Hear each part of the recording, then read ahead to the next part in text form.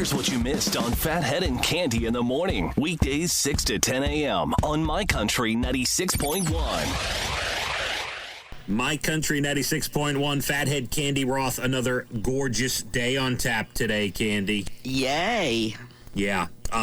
Yesterday was amazing. I sat outside a lot. Took the kids for a ride, went for a little car ride. Elijah and Abigail. Leah went for a bike ride. It was one of those days. It was beautiful. We're going to get more of that today, and looks like tomorrow. Yeah. So, me too. I want to say, Cande, sorry for your loss. Yes, my son Evan had a fish named Puff. He was a puffer fish, and unfortunately, he passed over the weekend. So, what was interesting was I saw Evan's post about Puff, the 2-year-old fish, passing, and it was cute, and you know, he wrote like a thing on Instagram, and you know, now look, I'm not downplaying how attached you can get to a fish, but I almost thought, knowing Evan and his sense of humor, I thought at first it was like half kidding, like he felt for the fish, but he was like, okay, here's my Instagram memorial, and then the next day he posted a picture of a painting he made of Puff to remember him, and that's when it took a whole new turn, and I texted and you, it's Cande. Beautiful. He painted that? Oh, I don't know. I don't know either. He led me to believe he painted it. I will have to check because it's really beautiful. And then a little, a crystal fish by it. Yeah. It was beautiful. Yeah, Puff was great fish. Unfortunately, he jumped out of his tank, and that wasn't so great. I said it's because you two have been looking at him and been home for so long he couldn't take it anymore. He had to go. So I don't know what happened there. It was very sad. Oh, my goodness. Yes. Well, yeah, he leads you to believe that he painted It's gorgeous. I mean, it looks picture. like Puff.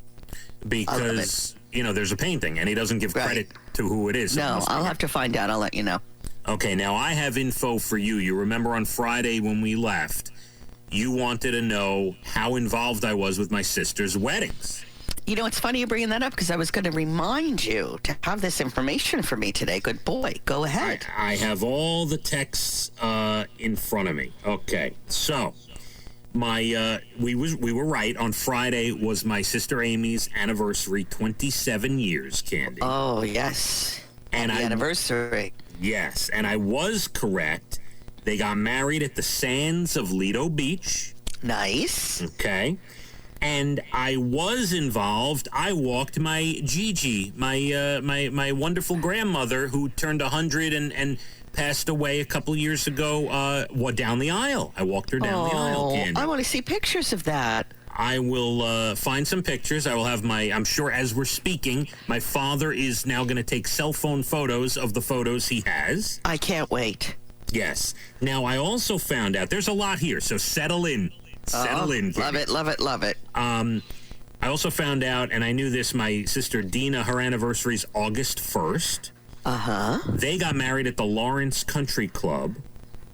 It'll be 22 years this August 1st. Very nice. I again walked my grandmother down the aisle. Okay. Nice. Yes. Each of my sisters had about 200 guests, 180 to 200 guests. That seems to be the number. Now, here's the interesting thing I found out from Amy. She said her and Dina both did something unusual. They didn't have bridesmaids, groomsmen, wedding parties. They did. Now, I want to say, I have to go back through the texts.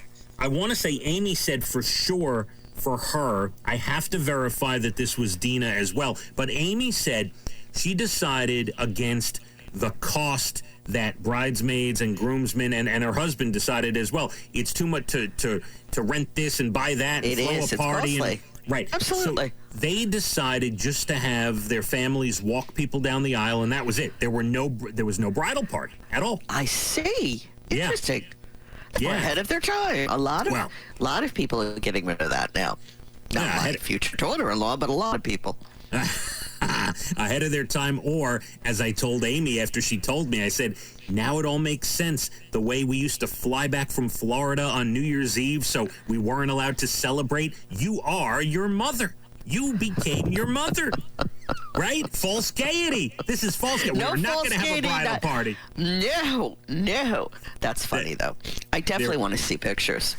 I will get you pictures. Let's talk about your own wedding. How many bridesmaids did Dana have? How many bridesmaids did Dana have? Can't answer that question either. 4. How many groomsmen did you have? Wake up. 4. 4 and 4. All right. 4 and 4. Yeah. And we did have some little flower girls and ring bearers, her cousins and stuff. And yeah, we, but there were 4 and 4 of like adults, if you understand. Yeah. Very nice. Okay. So we did have a part. Now, let me get to the big stuff. This is like the dessert at the end of the meal, Candy. Oh. So we started discussing my parents' wedding. They had close to 500 guests at their wedding. Close to 500. What was happening there? What's going? Who has all this people? I think my mother's parents wanted. They had a lot of friends. They wanted to throw a big gala. Now, their bridal parties were huge too. Like I think in total there were probably 20 people in the bridal party. Wow, crazy! It's like the prince got married, the prince and the princess. Wow. Or a Kardashian wedding, either one. Yes, they were. It's insane. Yeah. So you want to talk about going berserk with a wedding? That was my parents. Now, our wedding, we also had about, like my sister's, about 200 guests somewhere in that neighborhood.